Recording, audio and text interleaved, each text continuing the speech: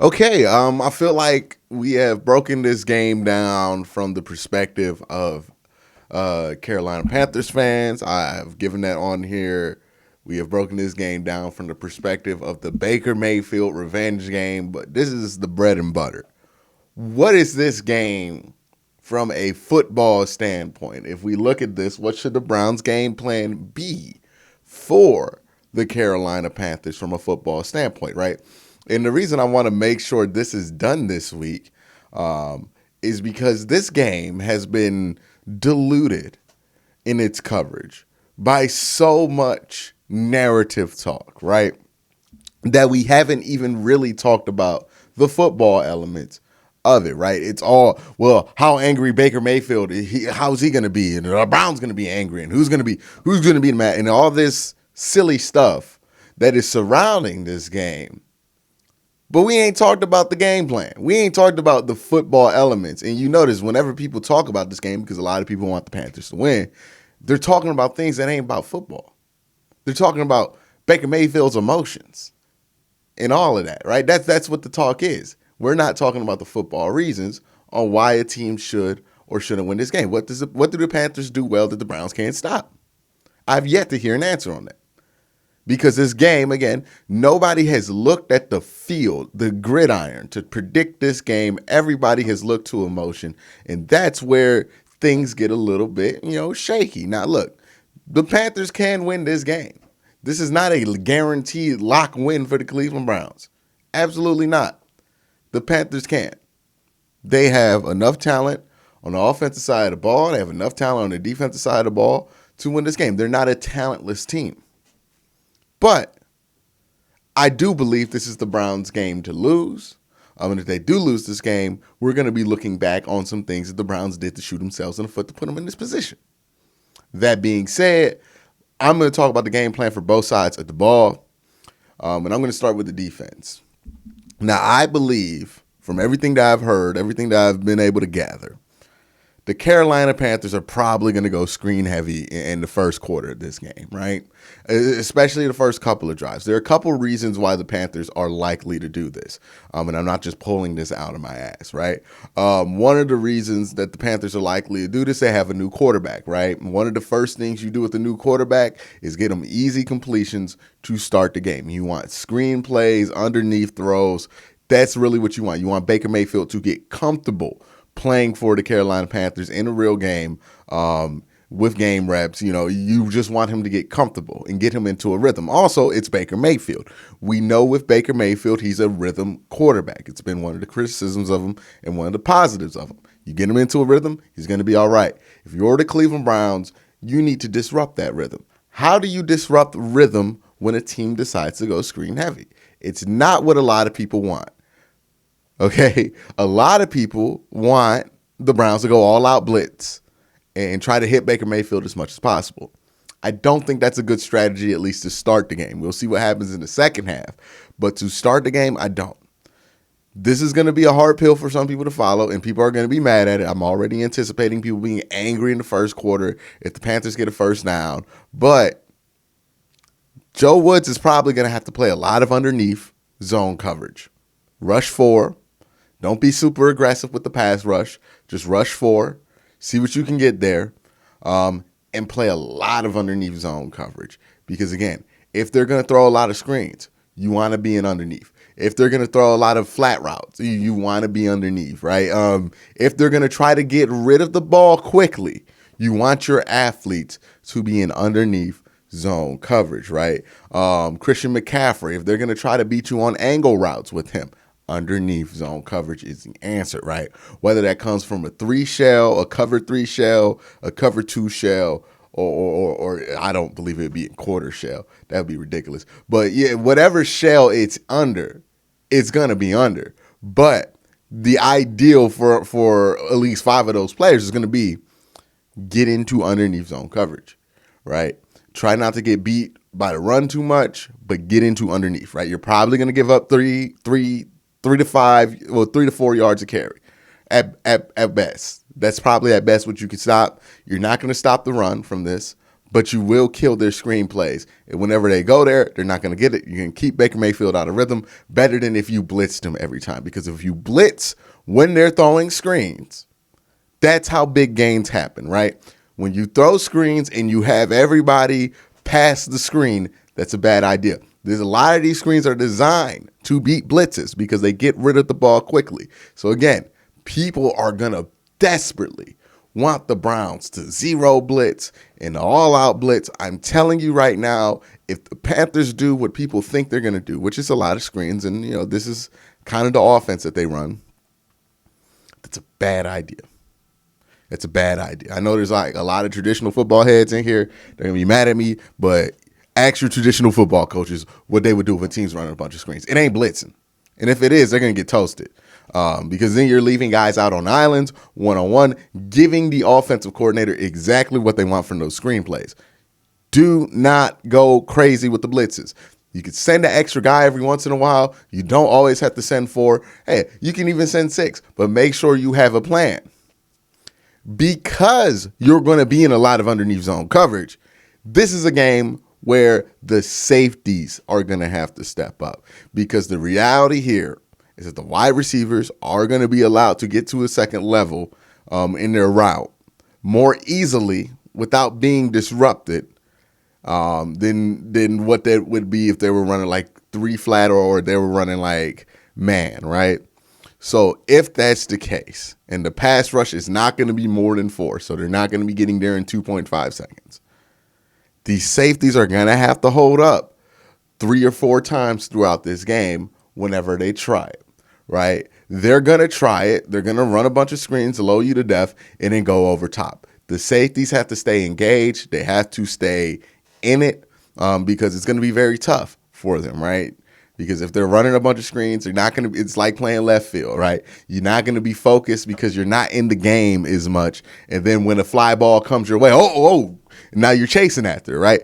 That's not the situation that you want to be in. These safeties have to stay engaged. They have to step up. They're going to make the difference, right? If Carolina is able to get big plays, it's because the safeties weren't focused. So that is one of the things. John Johnson, Grant Delpit, DeAnthony Bell, they're going to have to step up here.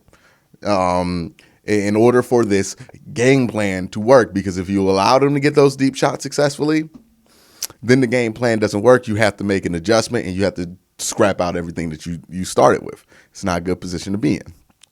Now, if this does work and you are able to successfully get the Carolina Panthers behind the sticks, you can really put them in a chokehold. And what I mean by that is when you're able to get your nickel and dime packages out there for this team that has a bunch of good DBs, this is what suffocates a team, right? This is where the Browns defense really becomes hard to beat. In those packages, they're very, very, very tough to beat because Myles Garrett still commands enough attention. Jadeveon Clowney still commands enough attention to where you can't not care about the pass rush. But you also have JOK. You have a bunch of athletes back there. It becomes hard to move side to side on this defense. And again, for a team that's going to be running screens, if you can get there to where you can exist, because it's second and 15 or third and 10, right, where the run game is out of it, and you can exist there with more athletes, those screens aren't going to work. The way that Carolina tries to stretch the field horizontally is just not going to work. Because the Browns are going to be too quick for them. And then if they want to stretch the field vertically, you have more DBs. You can be in quarters coverage, so you can not even worry about that. So that is what they want to do. I need to emphasize that this is a game plan that's going to require a lot of patience. And I know some fans who want Joe Woods fired every time he steps on the field are not going to be happy with this game plan, especially if it does not work. I will stand by. I think this is actually a strong idea. But there's going to be a strong desire from players and fans to be super aggressive, to zero blitz. And while I do believe that would be a satisfying course of action for those people who want revenge, I don't think that's the best way to win a football game. And win the football game, especially this week. It's not the optimal path to winning. Zone underneath coverage, being able to get behind the sticks by taking these screen plays behind the line of scrimmage, being able to use your quickness and athleticism at the corner position, have these guys be tacklers, that's the way to win. You get them behind the sticks, you get into 5-10 personnel, well, not 5-10, but nickel and dime personnel, and you get more athletic, and you squeeze them and you suffocate them to death. You have to stay disciplined. The Browns cannot get greedy. The players cannot get greedy. There's the reason some of these game plans fall apart when you're in zone coverage is that some players get really greedy, right? They don't want to sit there and do what's been working all game because they're bored and they want to make a play. And they get greedy. And when you get greedy in one of these coverages, it destroys the whole thing. You cannot get greedy or selfish. You have to be disciplined this week. This is not the week to be emotional about anything. We know Baker Mayfield is going to be emotional about this game. Let that take care of itself, because if you put Baker Mayfield in a situation where he can only throw underneath and screens, he's going to get frustrated. What we know about Baker Mayfield is when he gets frustrated, that's where he tries to force things into windows, and that's where he will make the mistakes for you. Frustrate him. Don't frustrate yourself. All right. That's the game plan. If you put him in situations to where he can't do what he wants to do, which is rip it downfield, he's going to eventually do it, and he's going to force the ball into bad positions because he can. We know the tendencies of Baker Mayfield. He hates this kind of stuff. So put him in a situation where he'll be miserable as a quarterback playing against this defense, which is exactly what he does not want. He wants the Browns to zero blitz him because then he gets to go hot, throw deep, whatever he wants. He wants these things. He wants the Browns to be aggressive, try to play press man all the time. This is what Baker wants the Browns to do. What he does not want is underneath coverage. What he does not want is to see a lot of dime and nickel. What he does not want is quarters. He does not want those things because that's where he struggles. When you suffocate him and only allow him to get the underneath, that's where he starts to force things deep. That's where he starts to make his coaches lose their hair, right? That's what you want to do as a defense. If you really want to get revenge on Baker Mayfield, you have to be patient, you have to be disciplined, and you can't be vengeful straight from the start, right? If you get a sack, you get a sack. But we can't be going out here with the goal being to sack Baker Mayfield. The goal has to be to beat the Carolina Panthers, not to beat Baker Mayfield. If the team is not disciplined about that, they will lose this game.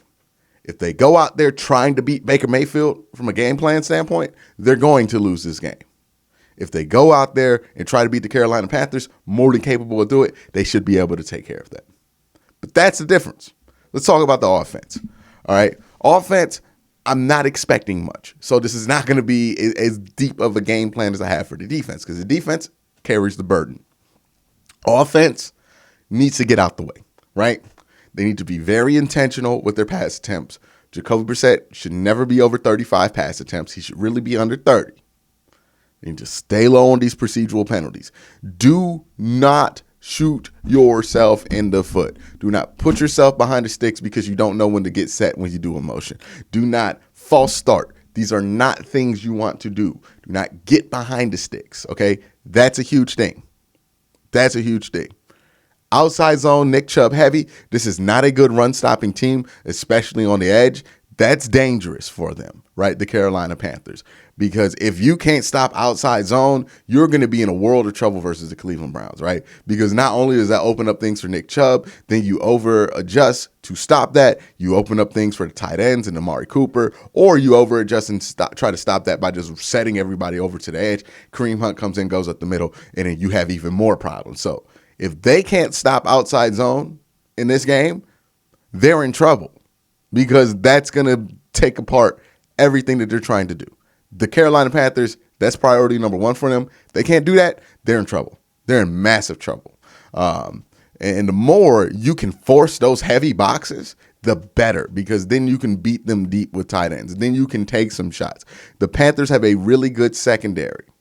They have a really good and deep secondary and a really good and deep safety room. I want there to be 8-man boxes because that means that there's only 2 corners on the field, right? And in the safeties, they're in the box. They're almost out the play for certain routes. So if you get those 8-man boxes, take advantage of them. Throw the ball on them, right? This is what I mean by be very intentional with your pass attempts. Take advantage of those 8-man boxes when they don't have as many DBs out there. If you catch them in base 4-3, attack. Don't attack them if they have a bunch of DBs out there, right? But attack them when they make the opportunity nice for you, right? I ran out of words. But use your tight ends, be aggressive, force those 7 and 8-man boxes. You want them to make adjustments and be desperate to stop Nick Chubb running his football. Because if they do that, they're in your hands now. But that's the game plan. I think this is a game that if the Cleveland Browns go in trying to beat the Carolina Panthers, they will win. And I think they'll win comfortably. Not a blowout, but they'll win comfortably. They're a better team than Carolina. They're further ahead than Carolina. They're more talented than Carolina. They should win this game. But if they go into this game and the ideal is that they're going to beat Baker Mayfield, they're going to lose it. They're going to lose it because they're not going to be disciplined. They're going to allow big plays to happen. The score is going to get too high. They're not going to be able to keep up. They need to stay disciplined. They need to stay focused. They need to not take this personally, right? Use it as energy, but use it as energy to make sure you stay disciplined, or else you will lose this game. And vice versa, right? If Baker Mayfield comes in here and he's trying to beat the Cleveland Browns, or if he's trying to win a football game, he has a better chance at winning. If he's just trying to get revenge on the Browns, he's going to lose his football game for himself. It might not matter what the Browns do because he's going to force passes. So this is going to be an interesting one. Who's going to be able to, this is a game of discipline, football is. Who's going to be able to stay disciplined and who's going to get greedy first? If I'm the Cleveland Browns, I am doing everything I can to make it as hard as possible for Baker Mayfield not to get greedy, because once he gets greedy, that's where you can pull away. That's what you would want. That's what the game plan I would use. Just starve them out, frustrate them to death, but don't zero blitz them. Don't give them what they want. They want you to be aggressive. No, starve them out. That's what I would do. But that's my thoughts. Let me know what your thoughts are in the comment section down below. Y'all have a great day. Have a good night.